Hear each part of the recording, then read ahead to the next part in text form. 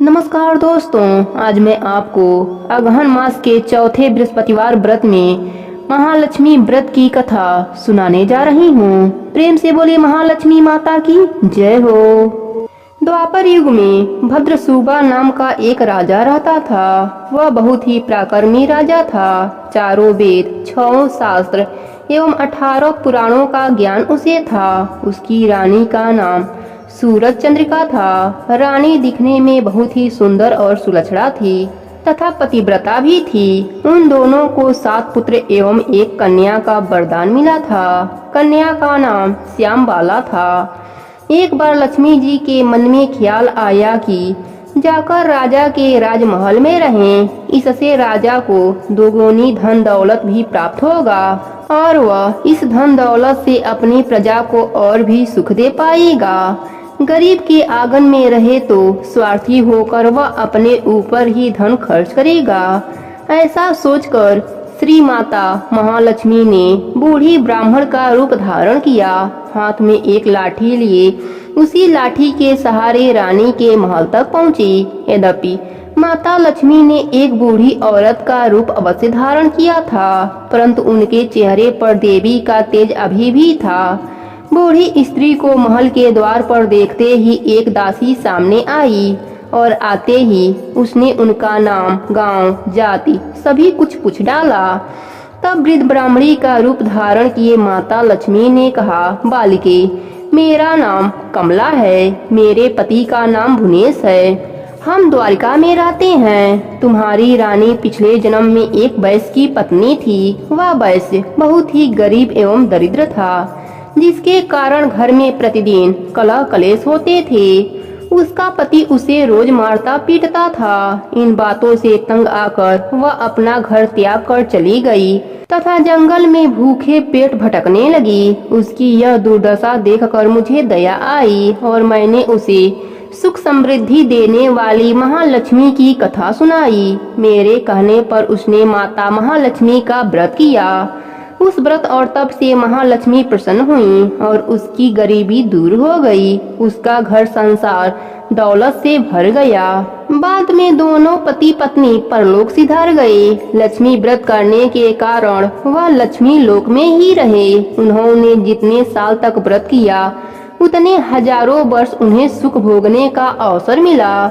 इस जन्म में भी उनका जन्म एक राज्य घराने में हुआ, परंतु वह महालक्ष्मी का व्रत करना भूल गई है। उसे याद दिलाने के लिए यहाँ आई हूँ। बुढ़िया की बातें सुनकर दासी ने उन्हें प्रणाम किया तथा श्री महालक्ष्मी का व्रत किस तरह किया जाता है इसके बारे में पूछा। बुढ़िया का रूप धारण किए श्री महालक्ष्मी ने दासी को पूजा विधि बताई एवं उस व्रत की महिमा भी बताई। इसके बाद वह दासी ने फिर से बुढ़िया को प्रणाम किया और रानी को बताने के लिए अंदर राजभवन में चली गई। राजभवन में रहते हुए रानी जी को अपने ऐश्वर्य पर बहुत घमंड हो गया था। संपत्ति के अधिकारी के वजह से वह उन्मत्त हो गई थी। दासी द्वारा बुढ़िया के बताए हुए बातें सुनकर वह आग बबूला होकर राज्य द्वार पर आकर बुढ़िया रूपी श्री लक्ष्मी जी पर बरस पड़ी। रानी को यह मालूम न था कि माता महालक्ष्मी बुढ़िया का रूप धारण करके उनके महल द्वार पर आई हैं। परंतु रानी का इस कदर रूखा बर्ताव देखकर एवं अपने प्रति ऐसा व्यवहार देखकर बुढ़िया माता ने वहां ठहरना उचित नहीं समझा और वह वहां से चल पड़ी। रास्ते में उन्हें श्यामबाला मिली, जो कि रानी की पुत्री थीं। बुढ़िया माता ने श्यामबाला को सारी बातें बताईं। तब श्यामबाला ने अपने माँ की तरफ से माता महालक्ष्मी से क्षमा मांगी। माता को उस पर दया आ गई। उन्होंने श्यामबाला को महालक्ष्मी व्रत के बारे में बताया और उस दिन अगहन मास का पहला गुरुवार था। श्यामबाला ने परम श्रद्धा और सच्चे हृदय से श्री महालक्ष्मी का व्रत किया। उसके फलस्वरूप राजा सिद्धेश्वर के पुत्र मालाधर के साथ उसका विवाह संपन्न हुआ। वह धन ऐश्वर्य से मालामाल होकर अपने पति के साथ ससुराल में आनंद के साथ रहने लगी। इधर श्यामबाला की माता रानी के ऊपर श्री महालक्ष्मी का प्रकोप हुआ।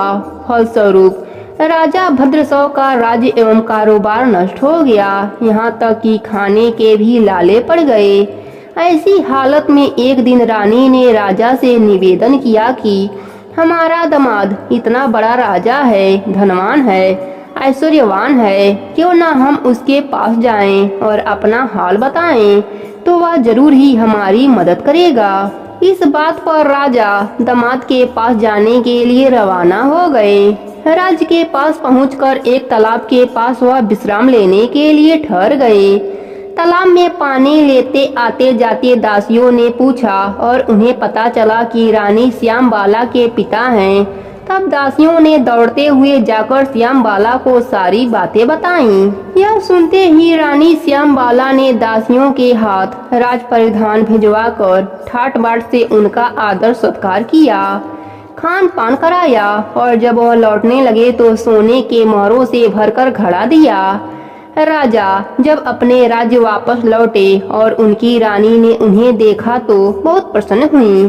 उन्होंने सोने से भरी हुई मोहरों को जब खोला तो घड़े में धन के बदले कोयले मिले। यह सब माता महालक्ष्मी के प्रकोप से हुआ था। इस प्रकार इसी दशा में बहुत दिन बीत गए। इस बार रानी स्वयं अपनी कन्या श्यामबाला के पास गईं। उस दिन अगहन मास का अंतिम गुरुवार था। श्यामबाला महालक्ष्मी व्रत पूजन कर रही थी और अपनी माता से भी माता लक्ष्मी का व्रत और पूजन करवाया।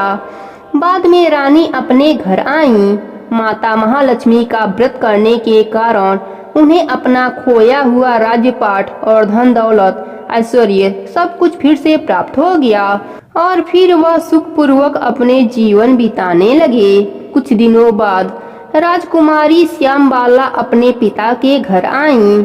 उन्हें अपने घर देखकर सूर्य चंद्रिका को पुरानी बातें याद आ गई। यह कि श्यामबाला ने घड़े में कोयला भर कर दिया था और जब दूसरी बार उसकी माँ स्वयं रानी उसके घर गई तो उन्होंने उसे खाली हाथ ही विदा कर दिया था। इस कारण से उन्होंने श्यामबाला का कोई भी आदर सत्कार नहीं किया बल्कि अनादर ही किया। श्यामबाला ने इस बात का कोई बुरा नहीं माना और अपने महल लौटते समय अपने पिता के घर से थोड़ा सा नमक लेकर अपने घर पहुंची। जब उनके पति ने पूछा कि मायके से क्या लाई हो, तब श्यामबाला ने बोला, वहाँ से मैं सार लाई हूँ। पति ने पूछा, इसका क्या अर्थ है? श्यामबाला ने कहा, थोड़ा धीरज रखो, समय आने पर सब मालूम चल जाएगा। उस दिन श्यामबाला ने सारा भोजन बिना नमक के बनाया और परोसा। जब पति ने भोजन चखा तो नमक रहित भोजन बेस्वाद लग रहा था। तब श्यामबाला ने थाली में रखे नमक को भोजन में मिला दिया। तब भोजन स्वादिष्ट लगने लगा और उसी समय श्यामबाला ने बताया कि यह उसके मायके का सार है। पति को उसकी बातें समझ में आ गई और सही भी लगी। दोनों ने स्वाद लेकर भोजन किया। श्यामबाला के भक्ति और निस्वार्थ भाव से महालक्ष्मी माता प्रसन्न हुई और प्रकट होकर श्यामबाला से वरदान मांगने के लिए बोली। श्यामबाला ने कहा, माता आपकी कृपा से मेरे पास सब कुछ है, मुझे कुछ नहीं चाहिए। श्री महालक्ष्मी प्रसन्न होकर बोली, पुत्री मैं तुम्हारे भक्ति से बहुत ही प्रसन्न हूँ। मैं तुम्हें वरदान देती हूँ कि जब तक तुम इस धरती पर रहोगी सुख समृद्धि तुम्हारे साथ रहेगी और मरने के बाद तुम मेरे लोक में स्थान प्राप्त करोगी। साथ ही जो भी मनुष्य तुम्हारे इस भक्ति की गाथा को कहेगा या सुनेगा, मेरी कृपा सदा उस पर बनी रहेगी। इतना कहकर महालक्ष्मी माता अंतर ध्यान हो गईं। श्यामबाला माता की जयकारा लगाने लगी। महालक्ष्मी माता की कृपा से श्यामबाला अपने पति के साथ आनंद के साथ रहने लगी और मरने के बाद अपने पति के साथ महालक्ष्मी माता के लोक में सुखों को भोगा। हे महालक्ष्मी माता, जैसे आपने श्यामबाला पर कृपा करी वैसे ही हम सब पर भी कृपा बनाए रखना।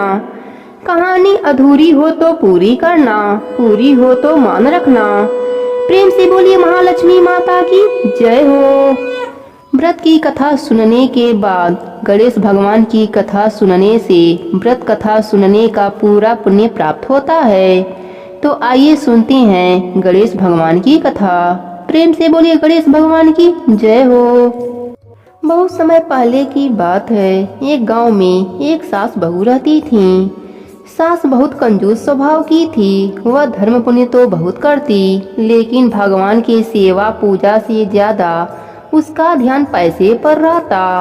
एक बार उसने व्रत किया, सारे परिवार और पड़ोसियों को खाने का निमंत्रण दिया। उसने सोचा कि अगर मैं ब्राह्मण भोज करा दूं तो उद्यापन भी हो जाएगा, पर अगर कोई पेटू ब्राह्मण आ गया तो उसे भोजन कराने में बहुत खर्चा हो जाएगा। उसने अपने बहू से कहा, मुझे एक ब्राह्मण को जिमाना है, तुम एक काम करो, कोई छोटा लड़का देखकर न्योता देकर आ जाओ और एक व्यक्ति की रसोई ज्यादा बना लेना। बहू घर से बाहर गई। कुछ दूर पर ब्राह्मण के लड़के गेम खेल रहे थे। बहू ने उन्हीं में से एक को बुलाकर कहा कि तुम 12 बजे हमारे घर पर भोजन करने आ जाना। लड़के ने कहा, मेरा नाम गणेशा है, मुझे गणेशा गणेशा पुकारना, मैं उसी समय आ जाऊंगा।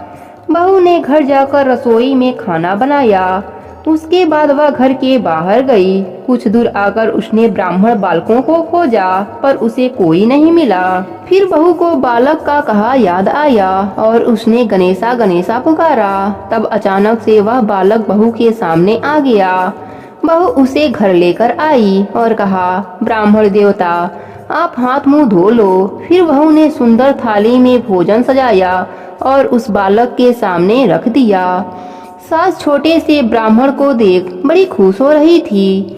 साथ ही मन में सोच रही थी कि बड़े ही कम खर्च में ब्राह्मण भोज हो जाएगा।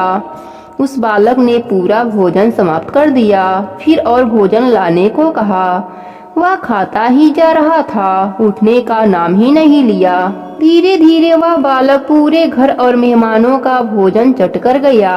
सास बहू को मन ही मन कोस रही थी कि कैसे को न्योता दिया, पर अब क्या किया जा सकता था। भोजन करने के बाद उस लड़के ने दक्षिणा में चांदी का सिक्का मांगा। बहू को यह बात सुनकर बुरा हाल हो रहा था। उसके पास चांदी का सिक्का नहीं था। बहू सास के पास सिक्का मांगने आई। सास ने उसे 2-4 बातें सुनाकर चांदी का सिक्का यह सोचकर दिया कि अगर दक्षिणा नहीं दिए तो ब्राह्मण भोज का पुण्य नहीं मिलेगा। बहू ने ब्राह्मण बालक के पांव पूजे और सिक्का देकर उसे विदा किया। जैसे ही वह विदा हुआ तब सास बहू ने मुड़कर घर के भीतर देखा। घर में खूब हीरे मोती चमक रहे थे। सास बहू दोनों धन देखकर बहुत खुश हुईं और बोली, विनायक जी का हम पर कृपा हुआ है। हमारे धन्य भाग जो हमारे घर विनायक जी भोजन करने पधारे। सास बहू मिलकर विनायक जी की जयकारा लगाने लगीं। हे विनायक जी महाराज, जैसे आपने सास बहू पर कृपा करी, वैसे ही अपने सभी भक्तों पर अपनी कृपा बनाए रखना।